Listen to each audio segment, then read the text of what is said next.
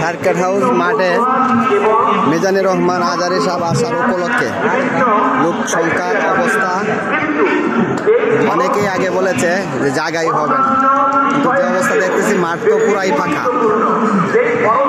প্যান্ডেলের এখানে কিছু লোকজন আছে, বাইরের দিকে পুরাপুরি ফাঁকা, বাইরের দিকে অনেকটাই ফাঁকা আছে।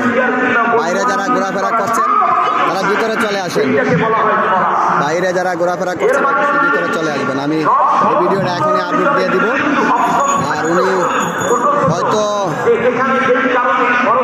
এখন বাঁচতেছে, বর্তমান সময় কটা বাজে, কত বাজে?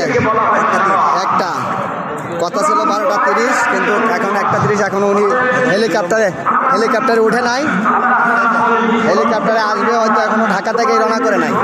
তাই মানুষ এলোমেলোভাবে ঘোরাফেরা করছে।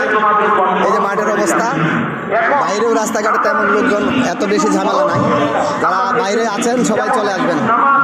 এই যে লোকজন আসছে ওয়াজ শোনার জন্য গাছের ছায়ায়, অনেক কষ্ট করে লোকজন দেখতেছে, তাই সবাই দেখে। এই যে লোকজন,